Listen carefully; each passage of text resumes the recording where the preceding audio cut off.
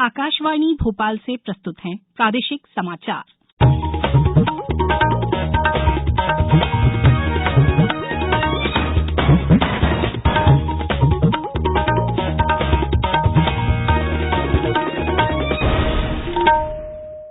नमस्कार, समाचारों के साथ मैं राना शाहिद।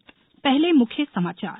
प्रधानमंत्री नरेंद्र मोदी ने कहा कि श्री अन्न से देश के 2.5 करोड़ छोटे किसानों को लाभ होगा और हमारी ग्रामीण अर्थव्यवस्था सुदृढ़ होगी। प्रदेश के सभी शासकीय विभागों द्वारा संचालित जन हितकारी योजनाओं में जन भागीदारी सुनिश्चित करने के लिए जन अभियान परिषद होगी नोडल एजेंसी। केंद्रीय मंत्री अनुराग सिंह ठाकुर ने मीडिया का आह्वान किया है कि फर्जी खबरों और भारत विरोधी पूर्वाग्रहों से निपटने के लिए प्रभावशाली तंत्र सृजित करें। और मुरैना जिले में चंबल नदी पार कर रहे 17 लोगों में से 7 लोग डूबे। अब समाचार विस्तार से।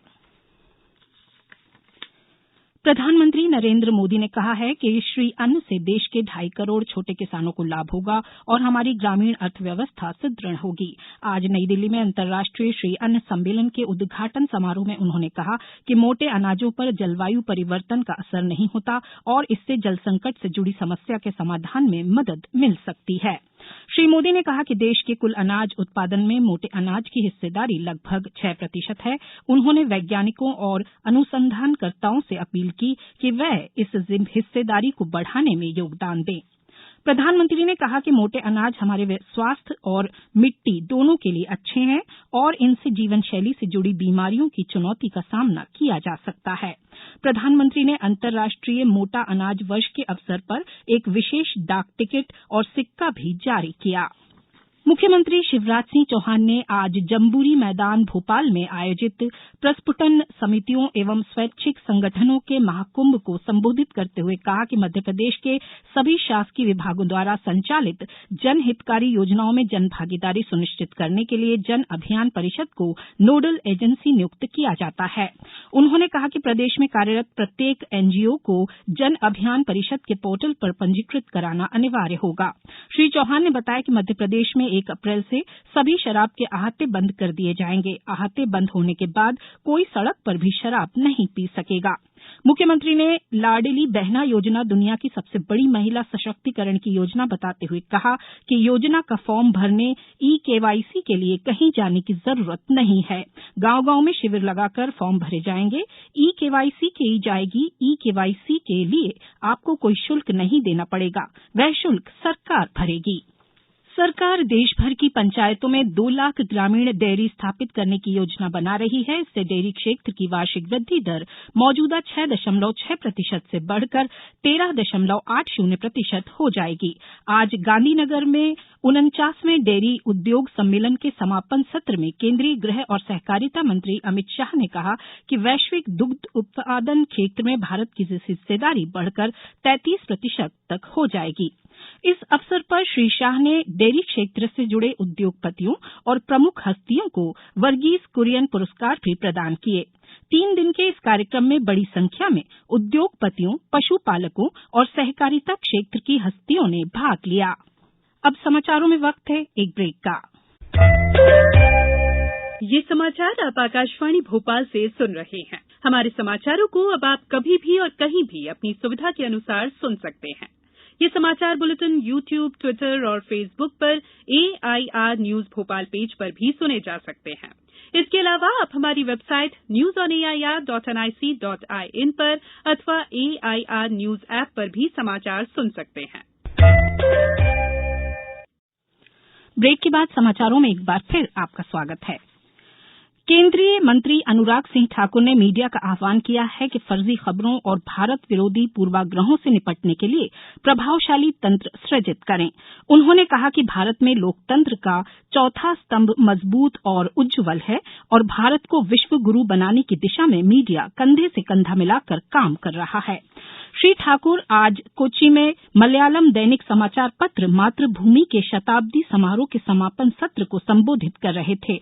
उन्होंने मीडिया को विदेशी प्रकाशनों और संगठनों के खिलाफ आगाह किया जो भारत विरोधी पूर्वाग्रहों के साथ विकृत तथ्यों को फैलाते हैं। उन्होंने पत्रकारों से बिना किसी डर या पक्षपात के अपना काम जारी रखने की अपील की। मुरैना जिले में आज हाथ पकड़कर चंबल नदी पार कर रहे 17 लोगों में से 7 लोग डूब गए। इनमें से 2 शव बाहर निकाल लिए गए हैं। 5 व्यक्ति अब भी लापता हैं। 10 लोग सुरक्षित किनारे पर पहुंच गए। जिले के आला अधिकारी घाट पर मौजूद हैं। एसडीआरएफ की टीम और स्थानीय गोताखोर बाकी लापता लोगों की तलाश में जुटे हैं। यह घटना मुरैना जिले के टेंटरा थाना क्षेत्र के रायरी राधेन गांव में चंबल घाट पर हुआ। स्थानीय लोगों का कहना है कि शिवपुरी जिले के छिलावद गांव से हर साल लोग बड़ी संख्या में राजस्थान में स्थित कैला देवी के दर्शन करने जाते हैं। हादसे का शिकार हुए लोग भी कैला देवी जा रहे थे। यह सभी लोग एक दूसरे का हाथ पकड़कर चंबल नदी पार कर रहे थे। इस दौरान एक व्यक्ति का पांव फिसल जाने से यह हादसा हुआ। प्रदेश में बेमौसम बारिश का दौर जारी है। आज भी भोपाल, मालवा, निमाड़ और बुंदेलखंड के कई इलाकों में तेज बारिश और ओले गिरे। इससे फसलों को नुकसान हुआ है। नर्मदापुरम, सागर, बैतूल, रायसेन, अशोकनगर और धार जिले में आकाशीय बिजली गिरने से कल 8 लोगों की मौत हो गई है। प्रदेश में वर्तमान में अलग अलग स्थानों पर 6 मौसम प्रणालियां सक्रिय हैं। उनके प्रभाव से प्रदेश के अधिकांश इलाकों में मौसम बदला हुआ है।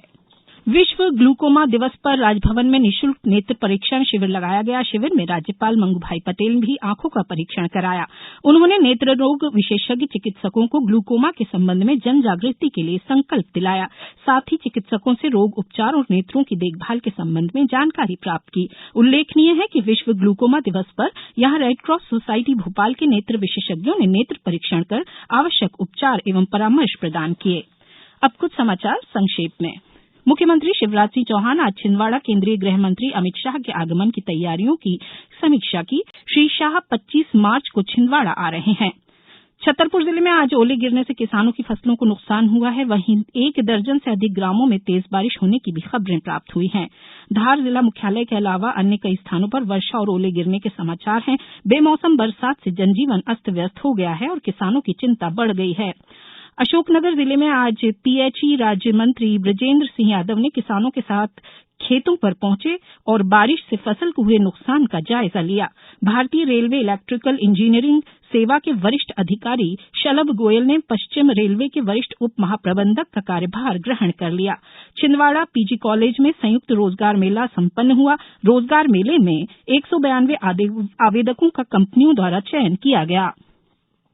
मिस्र के इजिप्ट शहर में आयोजित अंतर्राष्ट्रीय IBSA जूडो ग्रांड फिक्स 2023 में सीहोर के अंतर्राष्ट्रीय जूडो खिलाड़ी कपिल परमार ने गोल्ड मेडल जीतकर अब विश्व जूडो रैंकिंग में प्रथम स्थान पर आ गए हैं। इस बुलेटिन में फिलहाल इतना ही। नमस्कार।